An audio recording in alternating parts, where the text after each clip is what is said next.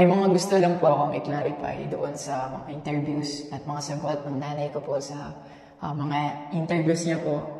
Unang-una po yung 70K na incentives po na sinasabi niya from World Championships 2021 po. Unang-una po 2022 po yun. At hindi lang po 70K yung na-receive ko po doon. Alam ko 6 digits po yun dahil dalawa po yung nakuha kong medalya.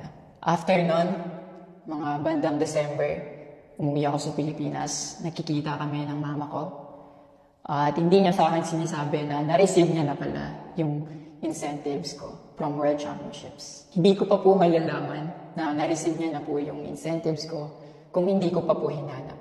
Never ko na po na-receive yung incentives ko po na yun. At never ko na rin naman po na hiningi yun sa kanila. Binigay ko na at wala na po yun sa akin. Ang sa akin lang naman, gusto ko malaman kung saan napunta yung incentives ko po na yun.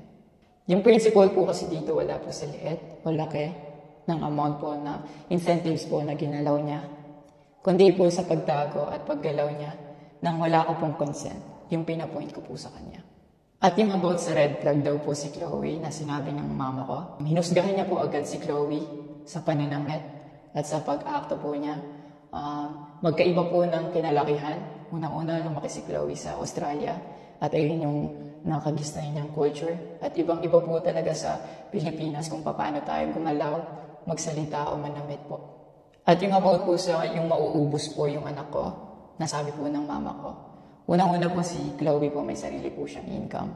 Lahat po nang nakikita yung gamit o yung pag-travel niya kung saan-saan po. Galing po yun sa pinagpaguran niya po. At bakit naman po mauubos? Kaya nga po nang sinabi ko, si Chloe po may sarili po siyang income. And lahat po ng bank account ko po nasa mama ko po. At may mga instances po talaga na si Chloe po yung sumasalo sa akin that time. Bukod sa incentives po, nasa kanya din kasi yung bank account ko sa monthly allowances sa pag-gymnastics ko. And nung nakuha ko na yung bank account ko po na yun, doon ko po nalaman na inuubos niya po yung laman nun. And nasa akin po yung mga bank statement ng withdrawal po na ginagawa niya po. Sabi niya pa nagsimula daw yung hindi namin pagkakaintindihan dahil kay Chloe daw po. Opo, totoo po yun. Dahil ever since unang-una pa lang, ayaw niya na kay Chloe kahit hindi niya pa po nakikita or nakikilala in person. And mas nagkalabuan po kami nung naglagay po ako ng boundaries sa relationship ko. Kasi pinaglaban ko po si Chloe dahil gusto ko po siya. Yung about sa training camp na kinikwento niya na si Chloe dapat wala na daw sabi ng former coach kung pagdating nung dalawang magte-training camp dun. Usually, kapag magte-training camp kami, palaging naka-hotel.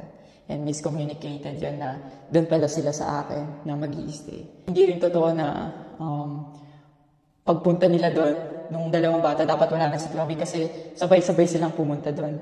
Actually, nagulat pa yung former coach ko kasi nandun si Chloe. Minelcome naman namin sila talaga. Nag-prepare kami para sa kanila. So, hindi ko alam kung bakit ganun yung mga sinasabi niya. At yung sinasabi niya po na yung dalawang bata po dahil si Chloe andun, yung nakabalandra daw yung puwet po. Bilang nakakatandang kapatid po, bilang boyfriend ni Chloe po, at bilang ate at kuya po, kami po aalagaan ko na sila. Hindi namin po gagawin yung mga iniisip niya na gano'n, ang dumi niya mag-isip at hindi appropriate yun para sa akin at disrespectful yun actually sa akin and kay Chloe po. Eh yung sinasabi niya na so dapat wala daw pong outsider or guest po doon sa apartment ko po. Di din po yung totoo kasi wala naman pong naka-indicate or nakalagay sa contract na bawal yung guest or outsider sa loob po ng apartment po. And actually, invited po siya si Chloe ng former coach ko from Japan nung SEA Games pa lang po sa Vietnam. So, sinabihan kami na invite mo na lang si Chloe sa Japan and doon kayo mag-hangout. Sabi niya pa na feeling niya daw nilalayo ako ni Chloe sa kanila. Unang-una po yun, months before nun, kasi uuwi ako parang 3 days yun.